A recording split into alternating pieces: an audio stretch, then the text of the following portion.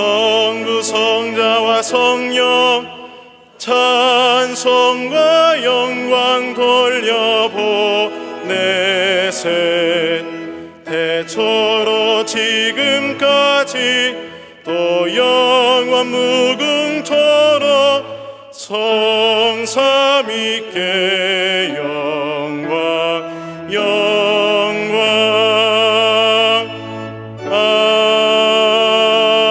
아멘.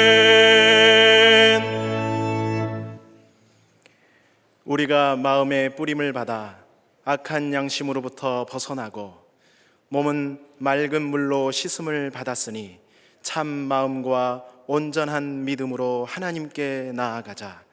하나님은 영이시니 예배하는 자가 영과 진리로 예배할지니라.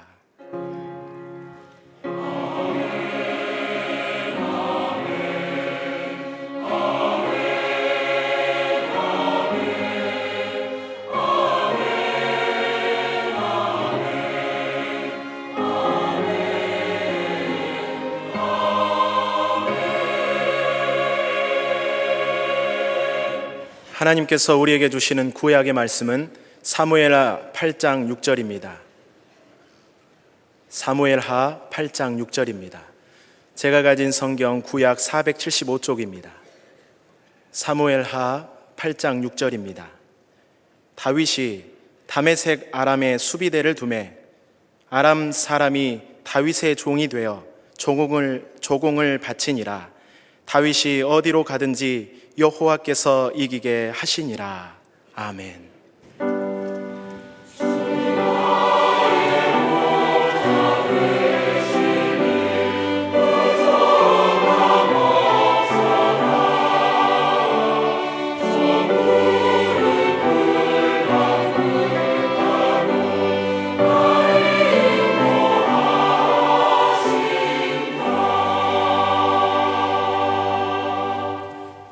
하나님께서 우리에게 주시는 신약의 말씀은 사도행전 13장 22절입니다. 제가 가진 성경 신약 210쪽입니다. 사도행전 13장 22절입니다. 패하시고 다윗을 왕으로 세우시고 증언하여 이르시되 내가 이새의 아들 다윗을 만나니 내 마음에 맞는 사람이라 내 뜻을 다 이루리라 하시더니. 아멘. 우리는 하나님의 은혜로 구원받았습니다. 전적인 하나님의 은혜로 구원받았습니다. 구원받을 자격이 있어 구원받은 사람 한 사람 없고, 모태 즉 어머니의 태중에서부터 믿었다고 하더라도 하나님의 은혜입니다. 부모님이 하나님을 잘 믿어도 자녀가 안 믿는 경우가 없지 않은 것을 보면 알 수 있습니다. 그런데 이제부터는 하나님의 일반적인 은혜뿐만 아니라 한 차원 높은 하나님의 특별하신 은혜로 살아야 되지 않겠습니까? 특별하신 은혜도 사모하고 받고 누리고 살아야 할 것 아니겠습니까?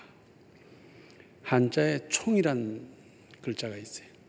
간머리 밑에 용용자를 썼는데 이 말의 뜻은 임금의 특별한 사랑을 뜻합니다. 그래서 임금의 특별한 사랑을 받다가 뜨아해지면 뭐라 그럽니까? 총이 떠났다, 그렇게 말을 해요. 들어보셨어요?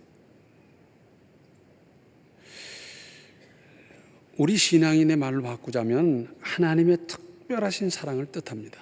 그래서 은총 그러잖아요. 사무엘하 9장 1절을 보면 다윗이 이르되 사울의 집에 아직도 남은 사람이 있느냐? 내가 요나단으로 말미암아 그 사람에게 은총을 베풀리라 하니라. 임금의 특별한 사랑 말하는 거죠. 또 사무엘하서 9장 3절 중반절을 보면 내가 그 사람에게 하나님의 은총을 베풀고자 하노라. 하나님의 은총을 임금이 대신해서 베푼다. 또 여긴 그렇게 뜻하고 있어요. 그런데 이제부터는 하나님께서 은총을 베풀어 주실 만한 무슨 근거가 있어야 할 것 아니겠습니까? 아유, 난 없어. 나 같은 사람이 무슨 하나님의 특별한 은혜를 받을까? 이제부터 만들면 됩니다. 결론부터 말씀드린다고 하면 간단합니다. 제 사랑 제가 끼고 난다 그러지 않습니까? 사랑받게 하면 사랑받고 특별한 사랑을 받을 만하면 그런 사랑이 따를 것이고, 믿지 못하게 하면 아무리 믿어달라고 간청해도 믿을 수 없을 것 아니겠습니까? 작더라도 적더라도 이렇게 하시도록 하는 길을 찾아보십시다. 다윗은 오늘의 구약 본문 말씀, 다윗이 다메섹 아람의 수비대를 두며 아람 사람이 다윗의 종이 되어 조공을 바치니라. 다윗이 어디로 가든지 여호와께서 이기게 하시니라. 또한 사무엘 하서 8장 14절 하반절을 보면 다윗이 어디로 가든지 여호와께서 이기게 하셨더라. 똑같은 말씀이 반복되고 있는 같은 기사를 기록한 역대상 18장 6절 하반절에도, 그리고 역대상 18절 13절 하반절에도 똑같이 다윗이 어디를 가든지 여호와께서 이기게 하셨더라. 오늘의 신약 본문 말씀, 패하시고 다윗을 왕으로 세우시고 증언하여 이르시되 내가 이새의 아들 다윗을 만나니 내 마음에 맞는 사람이라 내 뜻을 다 이루리라 하시더니, 바울이 비시디아 안디옥 유대교 회당에서 하나님의 구원 역사를 설명하면서 다윗의 일생을 요약해서 이렇게 정의하는 겁니다. 다윗은 일생 동안 수많은 전쟁을 치렀습니다. 이를테면 소대전투, 중대전투, 군단전투, 육박전, 기병전, 병거전, 공중전은 이제 그때 없었고요. 하여튼 뭐 그런 전쟁, 별하별 전투 전쟁을 다 치렀는데 다윗이 어디로 가든지 여호와께서 이기게 하셨습니다. 하나님께서 얼마나 잘 인도하고 도와주셨겠습니까? 작전할 때도, 무슨 계획을 세울 때도, 또 판단을 할 지혜도, 담력도, 그리고 병사들의 사기나 그들의 마음까지, 이렇게 모두 이긴 것은 다윗이 이긴 것이고 이스라엘 백성이 이긴 것이고 하나님께서 이긴 것입니다. 이것은 또한 다윗을 들어 쓰시면서 하나님의 영광을 크게 드러나게 하신 것입니다. 성경의 전쟁관은 이렇습니다. 시편 33편 8절로 11절을 보면 이런 말씀이 있습니다. 온 땅은 여호와를 두려워하며 세상의 모든 거민들은 그를 경외할지어다. 그가 말씀하심에 이루어졌으며 명령하심에 견고히 섰도다. 여호와께서 나라들의 계획을 폐하시며 민족들의 사상을 무효하게 하시도다. 여호와의 계획은 영원히 서고 그의 생각은 대대에 이르리도다. 여호와를 자기 하나님으로 삼은 나라 곧 하나님의 기업으로 선택된 백성은 복이 있도다. 그리고 시편 33편 16절에는 많은 군대로 구원 얻은 왕이 없으며 용사가 힘이 세어도 스스로 구원하지 못하는도다. 전쟁, 무기가 우수하면 유리하지만 무기로 이깁니까? 사기 충천하면 사기가 떨어져 있는 것보다 훨씬 낫지만 사기 충천만으로 됩니까? 작전 잘하면 승리합니까? 어린 다윗이 블레셋의 거인 골리앗과 대결하려 나가며 남긴 성경 말씀이 있습니다. 사무엘상서 17장 47절에 또 여호와의 구원하심이 칼과 창에 있지 아니함을 이 무리에게 알게 하리라. 전쟁은 여호와께 속한 것인즉 그가 너희를 우리 손에 넘기시리라. 전쟁은 여호와께 속한 것이다. 이 믿음이 골리앗을 이기게 하셨습니다. 그러니까 하나님께서 이기게 하시면 이깁니다. 이 말씀을 좀 확대하면 하나님께서 다윗을 특별히 사랑하셔서 다윗에게 은총을 베푸셨고 그가 하는 모든 일에 형통하고 은혜로운 역사가 나타나도록 하셨다는 겁니다. 창세기 26장 12절로 14절 상반절을 보면 이삭이 그 땅에서 농사하여 그 해에 100배나 얻었고 여호와께서 복을 주심으로 그 사람이 창대하고 왕성하여 마침내 거부가 되어 양과 소가 떼를 이루고 종이 심히 많으므로. 아니, 한 해 농사로 거부가 됐대요. 하나님께서 하시면 됩니다. 하나님께서 도와주시면 됩니다. 농사, 목축에만 그렇겠습니까? 초현대적인 IT 기술에는 역사하실 수가 없겠습니까? 아닙니다. 전능하신 하나님께서는 얼마든지 역사하실 수가 있습니다. 1930, 40년대 그때는 선교사님들이 여러 지방을 순회하면서 교회를 돌보고 또 전도하고 그랬어요. 그때 그 선교사님들을 돕는 사람들, 그분들을 조사라 그랬어요. 영어로는 헬퍼라 그랬고, 이제 그 한 선교사님을 돕는 조사들이 여러 명 있어서 이 동네를 맡고 저 동네를 맡고 그렇게 했더랬어요. 그런데 그 조사들 중에도 여러 사람이 있을 거 아닙니까? 성품이나 여러 가지 있는데 그 중에 한 조사는 참 성실하고 믿음도 좋고 사람 됨됨이도 좋고 나무랄 데가 없어요. 그런데 아이가 몇 명이냐? 10남매예요. 얼마나 열심히 낳았는지 자관 10남매. 그러니 제대로 먹이기를 하겠습니까? 가르치기를 하겠습니까? 제대로 입히기를 하겠습니까? 이 선교사님이 볼 때 얼마나 안타까운지 몰라요. 하루는 선교사님이 그 조사를 불러 말합니다. 조사님, 내가 이제 안식년으로 본국으로 가게도 있는데 그 아이를 하나만 절 주십시오. 그럼 제가 데려다가 교육도 시키고 반듯하게 잘 키우도록 하겠습니다. 감사합니다.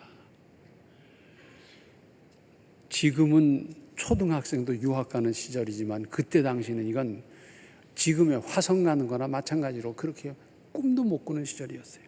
그래 집에 와서 부인한테 얘기를 하니까 이게 웬일이냐고 고맙다고 그러는데 이제 내일이면 그 선교사님이 떠난다는 거예요. 그 누구를 보낼 거냐. 그런 내외가 앉아서 애들은 졸망졸망 쭉 잠이 들었는데 이제 생각하는 거예요. 얘는 맏아들이니까 안 되고, 얘는 맏딸이니까 살림 미천이니까 안 되고, 얘는 몸이 약하니까 먼 길 못 가고, 얘는 똘똘하니까 얘는 부모의 앞에 있어서 잘 자라야 되고, 얘는 어쩌고 저쩌고 얘는 막내니까 안 되고, 도시라 솔파미래도 도레미파 솔라시도 아무도 없어요. 밤새도록 암만 올라갔다 내려갔다 해도 아이 하나를 줄 아이가 없어요. 선교사님이 시간이 돼서 아침에 기다리는데 안 나오더니 한참 만에 그 조사가 나와서 한 말이 선교사님께 드릴 애기가 없습니다. 아이는 많은데 드릴 아이는 없다는 거예요. 우리 속담에 10손가락 깨물어서 안 아픈 손가락 없다고. 자녀들이 많아도 다 사랑스럽고 다 내 자식이고 다 귀하고. 요즘 하나 둘 나 기르는 사람들은 이게 무슨 말인지 잘 모를 거예요. 그런데 많은 자녀 중에 부모님이 특별히 사랑할 수밖에 없는 아이가 하나쯤은 꼭 있어요. 그래서 부모님의 뜻을 헤아리고 제 일 제가 알아서 척척하고 부지런하고 그러면서 동생들 잘 건사하고 이렇게 잘 자라주는 아이가 있어요. 지금 그 아이를 보면 듬직하고 그러지요. 그런가 하면 말썽 부리는 아이 하나쯤 또 있어요. 많다 보면은.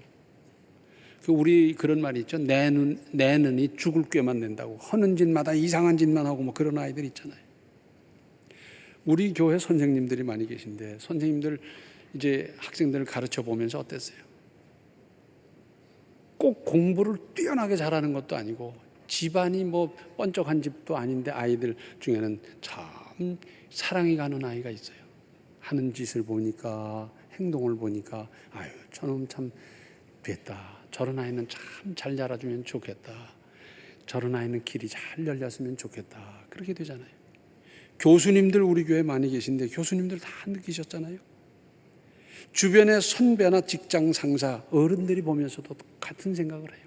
아유 그 아이는 참 됐다. 저런 아이가 잘 자라줘야지. 참 앞으로 그 학자금이라든지 뭐 이런 거 저런 거 잘 돼서 참 잘 자라고 좋은 일꾼으로 쓰였으면 좋겠다. 그런 사람이 있잖아요. 어느 고등학생, 여학생인데 한 아이가 교환 학생으로 미국을 갔습니다. 1년 동안. 이 학생이 열심히 이제 공부하고 이젠 올 때가 됐어요. 그래서 이제 항공사로도 알아보고 뭐 비행기 표도 준비해야 되고 뭐 이러면서 뭐 하는데 그 집 데리고 있던 주인이 바깥 어른이 하루는 부르는 거예요. 그러더니 예, 너 지금 오늘 어디 갔다 왔니? 예, 저 비행기표 때문에 항공사 갔다 왔고요. 뭐 중국 얘기를 했어요. 그랬더니 넌 이번에 꼭 가야 되니? 아, 그러면요. 교환 학생일 때는 정부에서 보조가 있고 뭐 해서 하지만은 교환 학생 그 기간이 끝나면 그 다음부터는 만약에 공부한다면 제가 다 해야 되잖아요. 예, 여기서 계속 공부하면 안 되겠니? 안 돼요. 저는 우리 아버지가 공무원이신데요. 그렇게 그 수입이 많은 것도 아니고요. 저는 가야 됩니다. 그러면서 가야 된대요. 그랬더니 그 주인 아저씨가 하는 말이 예, 그러지 말고 그냥 여기 있거라. 내가 네 뒷배를 봐주마. 공부시켜주겠다는 거예요. 대학까지 다 시켜주겠대요. 이 아이를 1년 동안 가만히 봤더니 애가 싹싹하고 됐거든. 공부 열심히 하고요. 제 방 청소하고요. 시간 있으면 나가서 풀도 뽑고 그러면서 일을 돕고 하는데 아이가 된 거예요.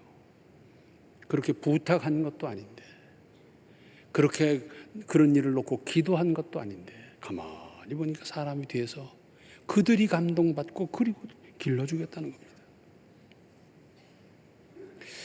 제가 오래전에 다른 교회에서 이제 중등부를 지도할 때입니다. 그 교회에 아주 훌륭한 장로님이 계셨어요. 그 어머님 권사님이 참 훌륭하셨어요. 근데 그 집 5남매가 있는데 막내딸 아이가 중등부에 있어서 제가 봤는데 참 기특하더라고요. 중3이 돼서 이제 임원도 끝났는데 임원일 땐 뭐 그래서 그랬나 보다 했는데 임원이 끝나고 다 그랬는데도 중등부 예배 분반 공부가 끝나면 꼭 그 아이가 빗자루를 드는 거예요. 집안도 괜찮고 넉넉해요. 그래 5남매의 막내니까 얼마나 사랑을 받으며 자랐겠어요. 그런데 꼭 그 아이가 빗자루 들고 뒷정리 쭉 하는 거예요. 그 시켜서 하겠습니까? 넌 그래라 하고 무슨 뭐 주문을 했겠습니까? 그런데 의뢰껏 자기가 하거니 그래요. 그래서 제가 그 후로 저 아이는 앞으로 어떻게 자라나 관심을 가지고 제가 이렇게 지켜봤어요. 멀리서도 소식을 들어보고 그랬는데 그 아이는 그때 그 바이올린을 하고 있었는데 서울음대를 들어가고 졸업을 하고 유학을 갔다 오고 그러면서 가정 이루고 잘 살고 있어요. 저는 우리 교회에서 20여 년 이렇게 교회 일을 보면서 참 제가 감사하는 게 있습니다. 우리 교회는 하나님이 특별히 사랑하시는 교회입니다. 방금 말씀드렸듯이 주님의 이름으로 세워진 교회 하나님이 안 하시는 교회가 어디 있겠어요? 10손가락 깨물어서 안 아픈 손가락 없는데 그런데 하나님이 특별히 사랑하시는 교회가 있다니까요. 그 교회가 우리 교회요. 아, 이거 정말 얼마나 놀라운 일인지 몰라요.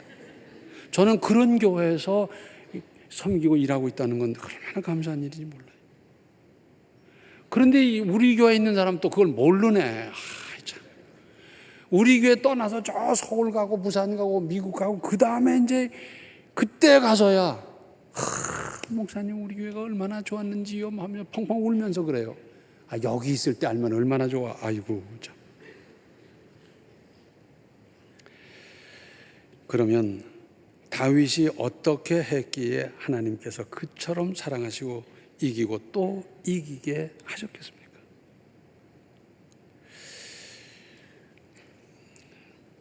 다윗은 하나님의 영광을 위해서 살았습니다. 하나님의 영광을 위해서 헌신했습니다.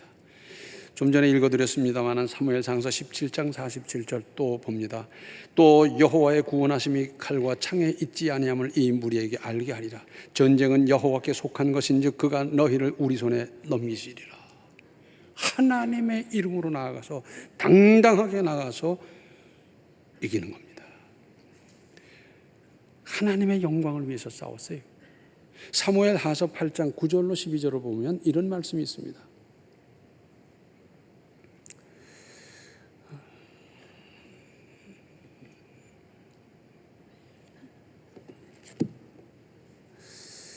하맛 왕 도이가 다윗이 하닷 에셀의 온 군대를 쳐서 무찔렀다 함을 듣고 도이가 그의 아들 요람을 보내 다윗 왕에게 문안하고 축복하게 하니 이는 하닷 에셀이 도이와 더불어 전쟁이 있던 터에 다윗이 하닷 에셀을 쳐서 무찌름이라. 요람이 은그릇과 금그릇과 놋그릇을 가지고 온지라. 다윗 왕이 이것도 여호와께 드리되 그가 정복한 모든 나라에서 얻은 은금 곧 아람과 모압과 암몬 자손과 블레셋 사람과 아말렉에게서 얻은 것들과 소바왕 르호보의 아들 하닷 에셀에게서 노력한 것과 같이 드리니라. 이제 전쟁을 하면서 이제 얻어온 금, 은, 보석 모든 것. 당시의 왕들은 세계 어느 나라를 막론하고 어떻게 했는지 아세요? 그런 것 생기면 왕관부터 만들었어요. 금으로 왕관을 만들어 오너라. 그 명령을 누가 어겨요? 궁전을 지어라. 옷을 번쩍번쩍하는 막 금박을 놓고 막 만들어라. 별것 다 했을 거예요. 다윗은 그렇게 하지 않고 이기게 하신 하나님께 드렸습니다. 다윗이 살고 있던 왕궁은요, 초라하기 짝이 없습니다. 지금 발굴하고 있어요. 아직도 발굴이 안 끝났는데 아주 초라해요. 그런데 하나님의 영광, 하나님을 위해서 번쩍거리면서 거만하고 뻐기고 거짓하지 아니하고 하나님께부터 드렸어요. 그리고 나라를 구한 영웅이었지만 임금 사울의 미움을 받아서 피해 다녔습니다. 아니 일국의 왕이 국사는 제쳐놓고 그 다윗 죽이기 위해서 쫓아다녔다. 이 말도 안 되는 거죠. 그렇게 이리저리 쫓겨다닐 때 얼마나 불안하고 얼마나 스트레스를 받았으며 얼마나 배를 고르며 다리 한 번 쭉 뻗고 잠 못 자보는 얼마나 지긋지긋한 세월이었겠습니까? 다윗이 밤낮 없이 추격하는 사울을 해쳐도 명분이 충분했습니다. 그렇죠? 다윗이 사울을 죽이면 누가 뭐라 하겠어요? 그러나 다윗은 절호의 기회에서도 사울의 몸에 손을 대지 않았습니다. 이것은 선으로 악을 이기는 것이었고 사랑으로 이기는 엄청난 일이었습니다. 많은 사람들은 집권하면 어떻게 해요? 정적을 다 죽여버리고 다 없애버리고 다 쫓아버리고 다 그랬잖아요. 역사가 다 그랬잖아요. 그런데 다윗은 해치지 않았어요. 방금 봤지 않습니까? 사울 집안 요나단, 사울의 아들 요나단으로 말미암아 자기가 은혜를 입었는데 그 자녀가 어디 있느냐, 그 집안이 어디 있느냐, 그 사람들 내가 임금의 보살핌으로 돌보겠다 그러지 않습니까? 이때 하나님께서는 아마도 무릎을 탁 치셨을 겁니다. 저 정도의 포용력이면 나의 나라, 즉 하나님의 나라를 맡겨도 되겠다. 그리고 다윗은 산전수전을 겪으면서 쌓인 지혜, 문학적인 소질, 나라를 다스리는 경륜이 그야말로 출중한 사람이었지만 늘 하나님께 여쭈어 보면서 하나님 주시는 지혜로 살았습니다. 하나님, 이 일은 어떻게 할까요? 다 알아요. 충분히 알아요. 그런데도 여쭤보는 겁니다. 하나님, 이번에는 블레셋에서요 저 서남쪽으로 쳐들어왔는데 이번에는 병력이 대대병력이라 그럽니다. 거기는 기마병이 있답니다. 하나님, 어떻게 할까요? 하나님이 가르쳐 주셔요. 사실은 그렇게 지혜롭다는 솔로몬의 지혜는 될 것도 아니었습니다. 왜냐하면 하나님께서 주시는 지혜였으니까. 다윗은 하나님께 여쭈어 볼 뿐만 아니라 응답의 말씀에 정확하게 순종했습니다. 많은 그리스도인들이 하나님께 여쭤봅니다. 하나님께서 말씀하셔요. 감동 주셔요. 그런데 다음부터 하지요. 변명하고 피해버리고 딴짓하고 그러다 나중에 가서 덜컥 아이고 하나님 잘못했습니다. 그런 경우가 얼마나 많은지 몰라요. 저기 이제 다른 교회 사람들이 그러더라고요. 다윗은 순종했습니다. 아니오가 없고요. 변명이나 핑계가 없었습니다. 정확하게 순종했어요. 마태복음 6장 5절로 8절에 이런 말씀이 있습니다.